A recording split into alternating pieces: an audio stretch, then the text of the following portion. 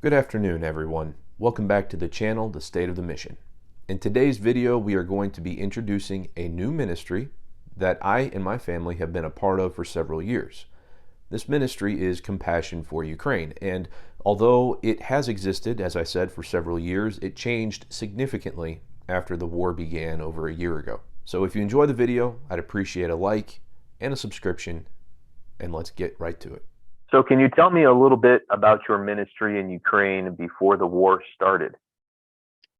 Well, before the war, we had a Slavic Baptist Institute. We just celebrated 25 years of ministry. It began in 1996, and it's set up to help train Ukrainian laborers for the gospel ministry, for local church ministry.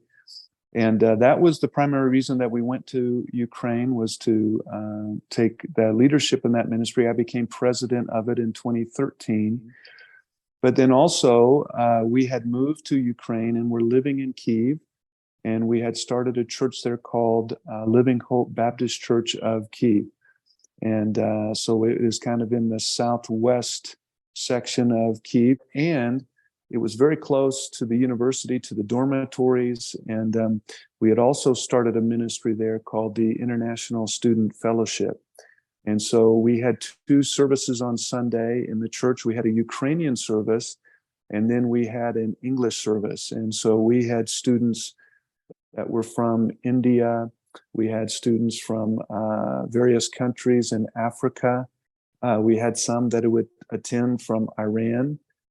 We had some that were from China, and even had a man who was from Pakistan who was coming. So it was really quite an international ministry. So how did you transition to Compassion for Ukraine when the war began in February a year ago? So we had founded a charitable fund called Living Hope for Ukraine, and it is registered in Ukraine. We have a director there on the ground. It's in Lutsk. We were using that ministry primarily to help promote getting orphan children into Ukrainian Christian homes. So we might help a family add a bedroom or enlarge their kitchen, whatever the state was requiring for them to be able to take that child into their home. But when the war started, everything changed. It looked even very possibly like Russia might surround Kyiv and take Kyiv. So it was very chaotic that first couple of months of the war, 2-3 months. But what the Lord began to do was to open doors. We started a fund here in America called Compassion for Ukraine. Julie and I began to travel to churches to raise both prayer awareness for folks to pray for Ukraine, and also to raise finances. And as funding began to come in, we began to use our charitable fund to begin to help to distribute both purchase aid and distribute aid in Ukraine, and primarily now through our network of churches through Slavic Baptist Institute. So if you were to describe a life cycle of a gift from the giver here in the U.S. to its final recipient in Ukraine, how would that look? Well, we have through the Central Missionary Clearinghouse, which is a clearinghouse located in Houston, Texas. We have our account there with them, and they have set up a special fund. They are registered 501c3, and this fund that we have set up with them is called Compassion for Ukraine. So as we travel to churches, we've had many times where churches will take up a love offering. And we have received, some churches have given multiple times, and then that money will go straight into our fund. And then from that fund, we are able to distribute the money into Ukraine to either buy aid or to help pay for transportation of aid. It's not cheap trying to get aid from Western Ukraine over to Eastern Ukraine, or even the times where we've had to bring it in from Poland or from Romania or from other locations. Can you tell me a little bit about your network of distribution in Ukraine, like your hub and then your distribution points, and how those have been developed throughout the war? Sure. So our charitable fund is located in Lutsk. Lutsk is about a 2-hour drive from the Polish border. So we might buy aid in Poland, or we might have aid that comes in through Poland. It will go to Lutsk. We think of Lutsk as like a distribution point, a distribution center. There we'll take the aid as it comes in, or we may purchase aid there. Right now, we can still buy aid in Ukraine, and for about $7,000, we can buy about 5 metric tons of aid, about 11,000 pounds. And those are dry goods. Those would be like canned meats and pastas and different products that don't require refrigeration. So we'll either bring the aid in, we'll purchase the aid, we'll have it there in Lutsk, we'll break it down into shipments. For example, we might have a church in Poltava. I know that, Kenton, you have been to the church there in Poltava. Yes. And we'll send there to our pastor there, pastors that are there in that church. They'll receive that aid. In fact, we just sent them a $7,000 shipment, a 5 metric ton load that went to them. They'll receive the aid, they'll take it, and they'll break it down into bags where they can go out to a spot like in Lyman or Izum. We're talking places that are on the very edge of the war, places that were previously occupied, places that are in great need. And so they'll take the aid to these areas, they'll gather people to give out the aid. Before they give out the aid, they'll share the hope of the gospel of Jesus Christ. They'll have New Testaments with them to give out, and then they'll distribute the aid in the name of Christ. So they might say something like this when the aid gets distributed. They might say something like, "We bring you this aid today in the name of Jesus Christ. He loves you. He's helping to meet your physical need, but there's a greater need that Christ has met, and we want to share with you about that need. And it cost him a greater cost. It cost him his life's blood to die on a cross to give you peace with your Creator God." And so it just provides a segue to go right into the gospel and then give out the aid. And do we have to have the aid to preach the gospel? Of course, the answer is no. But I'm just sharing with you, when you have aid, people see that you're concerned about them, and they're more willing to listen to what you have to say because they see that you are trying to help them with a need. So we find that the aid helps to open hearts to listen. And then we've also found that the aid has helped to open doors to present the gospel. Your drivers, your delivery people have, from what I understand, they've been going all the way up to the very front lines. And last I heard, there was even a distribution point somewhere in Bakhmut. Is that still functioning? Well, Bakhmut right now, the Russians are saying that they have almost encircled it. So we have not had one of our men there for a little bit, but we did recently have one of our guys there. And you probably saw the video of that. Yeah. And he went in and he took aid with him. He met with people. He preached the gospel to people, comforted people, prayed with people, and was a real blessing, but really at risk of his own life. But I spoke with him. I said, "Listen, because he's a father and he has, of course, a wife, and he pastors a church."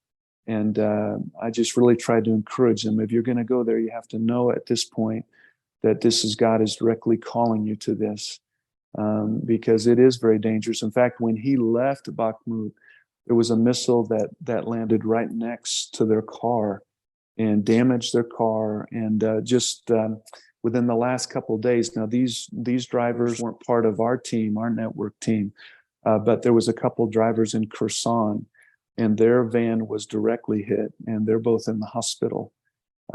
So there are men, and they're very brave. And you think about it from the other side, like Nikolai going into Bakhmut.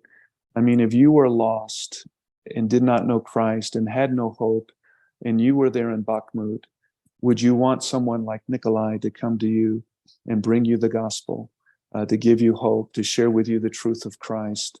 And of course, the answer is yes, you absolutely would. So how much aid have you been able to distribute since the war began? And I need to go back and get updated information, because just recently we have had multiple containers that have come And again, God is, Jehovah Jireh. He's the God who sees and knows and the God who provides. And we had a secular charitable fund out of South Korea, and they have sent us multiple containers of aid to distribute in Ukraine.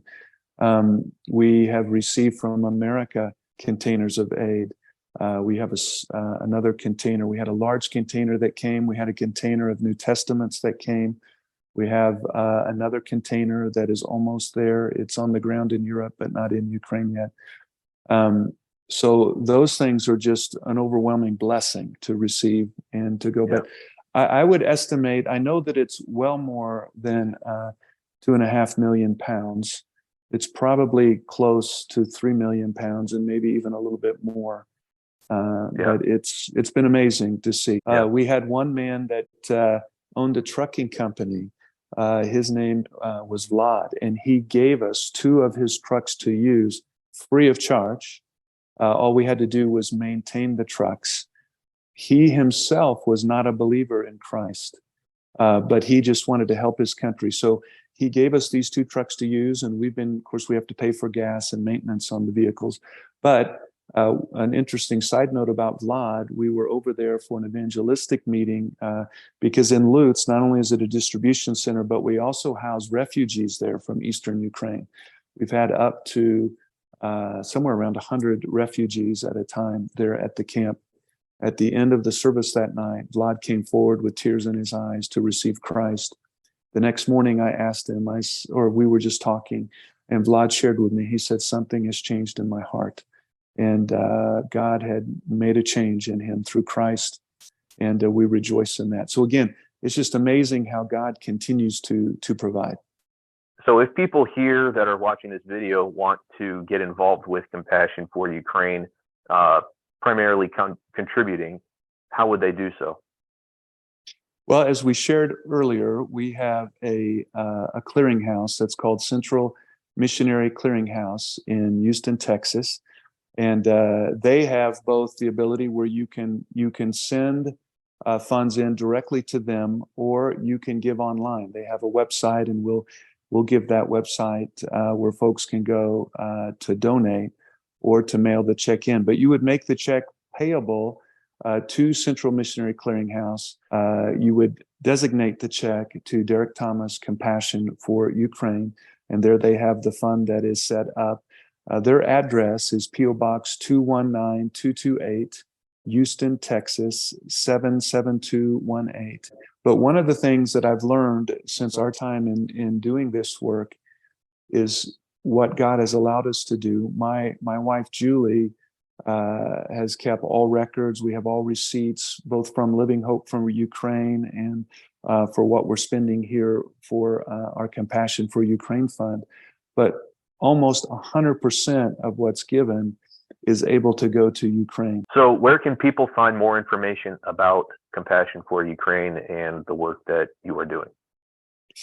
Well, we can give a link to our Vimeo site, and we have even a website through Slavic Baptist Mission that can give more information about what we're doing. We have information coming in all the time from Ukraine, so things are changing just almost daily. I like to think of it as this way: the more aid we're able to get out and to distribute, the more we're able to proclaim the glory of Christ and to show forth the love of Christ. And there's a verse, Kenton, here that we based our fund Compassion for Ukraine on, and it's from Jude, verse number 22. And Jude writes, "And of some have compassion, making a difference." And I believe the Compassion for Ukraine Fund is making a difference through many very faithful servants of the Lord in Ukraine who are taking the gospel out, some into very dangerous areas, helping people with their physical need, but showing them their greatest need through the gospel of Jesus Christ.